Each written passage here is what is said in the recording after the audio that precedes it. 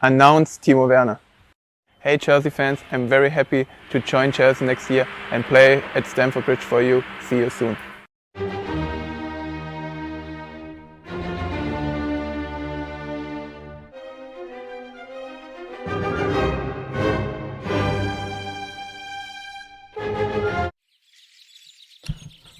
Hey guys, it's Ogs.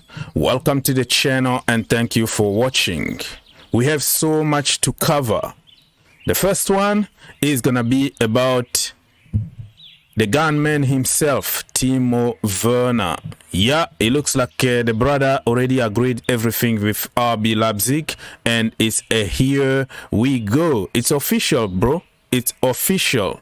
Fabrizio Romano just tweeted before even I start recording this video, Timo Werner on a permanent deal to RB Leipzig.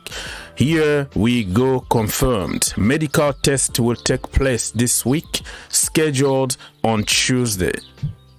The clubs are preparing document to be signed today. Final details of the add-ons structure discussed with Chelsea, but deal is done. It's a here we go. You know what? Timo Werner is a guy that been really supported by Chelsea fans everywhere. At Stamford Bridge, even when a fan directly attacked him in an open training sessions, remember?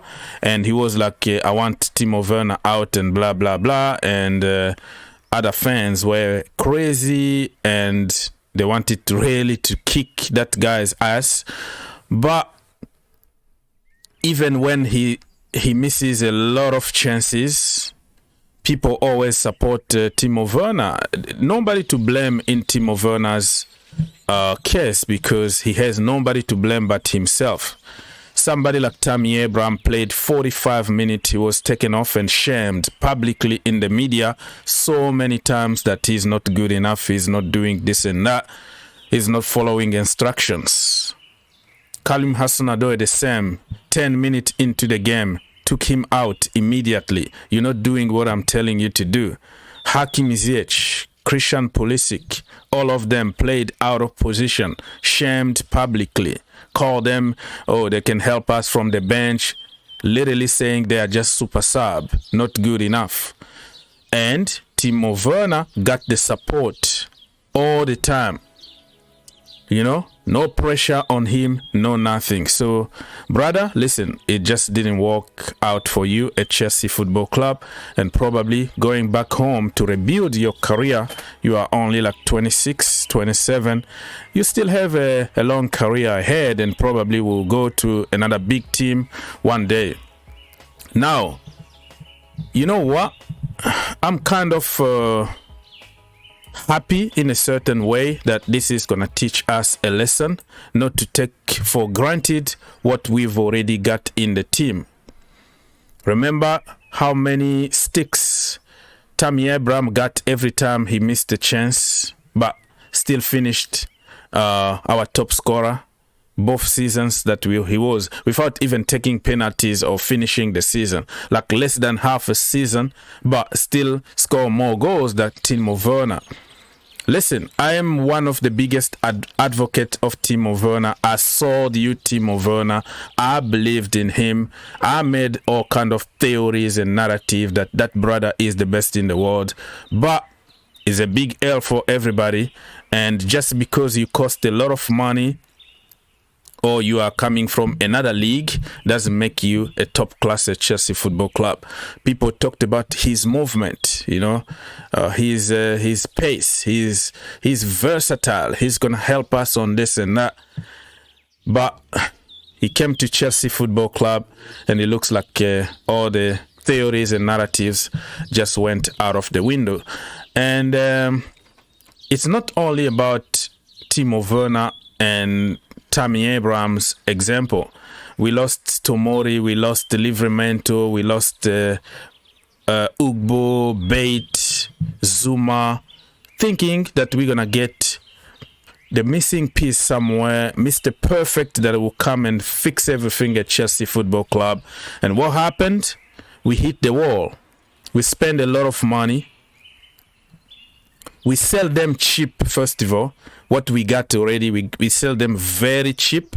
We go for big names. We offer them crazy, ridiculous amount of money. And they flop. Lesson learned? I don't know. If you learned something from the whole thing here, I don't know. But it is what it is. We have to value what we got first before jumping all over internet and making theories. Okay, so Timo Werner is a done deal. We're gonna jump into the Frenkie de Jong situation. According to many reports, Chelsea are pushing very hard on him, and guess what? He been treated just like a criminal by Barcelona. They wanna even take him to court because they think his contract is criminal. And it could end up very, very ugly out there. And the sooner he leaves that club, the better. And Chelsea Football Club, I've said everything I wanted for this deal. I don't want to strengthen Barcelona, but if that's what the manager wants, and Todd Boehly is ready to pay that kind of money for Frenkie de Jong, that is on them. If he doesn't do good at Chelsea Football Club, blood in their hand, just like blood was in the old regime's hand for letting our talented youngsters leave literally for free, and we are struggling even to find decent strikers or defenders at the moment. So I don't know. You let me know in the comment section down below what do you think about the Frenkie de Jong situation, because I'm done, man. If he's coming to help us and we are ready to pay the money, it's not. I don't have a good feeling about spending that kind of money, and I don't think that is the position that we need people the most at the moment. The only guy that I am ready to break the bank is Declan Rice, but Declan Rice is gonna be also too expensive. 150 million transfer fee. That is too much for me. But listen, it is what it is. There is nothing I can do about it.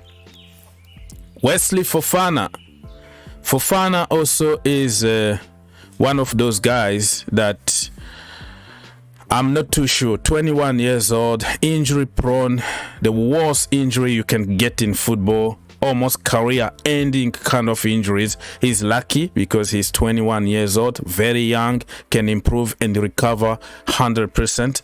But I think we are so desperate on this one. I would have preferred us to go for more low-key profile out there, save the money and start working on at a target next window than spend 85 to 90 million on Fofana. But listen, everybody knows that we are desperate at the moment. We need players, and we have the money, and we have to spend the money. Again, another lesson for us geniuses over there who celebrated actually that we sold Tomori, we sold Gueye, we sold Zuma, and look at how we made money. And Marina has done it again. She's a genius, blah blah blah blah. Look at what we are having at the moment. We are paying the price of stupidity. And you can jump and make whatever theory you want on social media, but listen, man, there's nothing that is sure in football, okay? It's a big risk. This is a huge risk Chelsea are taking on this guy. He's still young, can improve, but don't make us think or believe that he's the second coming of Jesus, because if he was that level of what people are making us believe, and then he was going to be our top of the list. Thomas Tuchel had like 5-6 other center backs before him. It doesn't make him a bad player, but he was at the bottom of the line. He's not like a number one from the boss. So we are going to our 10th target because we are desperate, and some of them some of our target rejected us. So yeah, we know how we do, right? And when a player doesn't do good at Chelsea Football Club, we flop and say, listen, I didn't want him to begin with. The money was too much, blah, blah, blah. We switch, we flip-flop all the time, depending on how that player is going to perform at Chelsea Football Club. Same old, Chelsea. Listen, people have been talking about Chelsea Football Club going for Zaha, but I don't see this happening. And yeah, we still 10 million apart with Leicester City for Fofana. I think that one is going to happen. And Callum Hudson-Odoi looks like he's moving. Many clubs want him. I would like him to go to Dortmund. Last summer, I wanted him to go to Dortmund so he can play in Europe, Champions League. He can play in another league. It looks like the Premier League is just been very unkind for him with a lot of injuries. And after that, you know, in this point, I am even okay to sell him with an option to buy back so he can just like settle, have a new home, play week in and week out, and let's see how it goes. In this age, he can't sit on the bench and waiting for 20 minutes here, 10 minutes there, a league, a cup game there and here. So Callum Hudson-Odoi, my brother, this is your time. Please go to Germany, change the environment, and go kill out there, and probably come back and prove people wrong at Chelsea Football Club. And listen, people, after Werner is done, I am sick and tired of giving shirt numbers to certain players. Now you have to earn it. Didier Drogba earned it. He started by number 15. So numbers like 8, 11, 26, you have to earn it, okay? And from now on, you have to make a call to Didier Drogba to ask for that number. You know, just like Koulibaly made a call very politely to ask for the number 26 to be given to him. So now I don't want to see anybody with this number 11. If we sign somebody, he need to be there for at least 1 year before we confirm that you deserve that number 11 shirt. Look at number 8. It's becoming just like a nonsense number at Chelsea Football Club. This is Frank Lampard we're talking about here. You give it to Ross Barkley, who can't score. You give it to Kovacic, who can't score. You give it to people like that. So I think certain numbers at Chelsea Football Club need to be earned instead of just handed to certain people just because you joined the club. Okay, you have to prove us that you deserve the shirt. All right.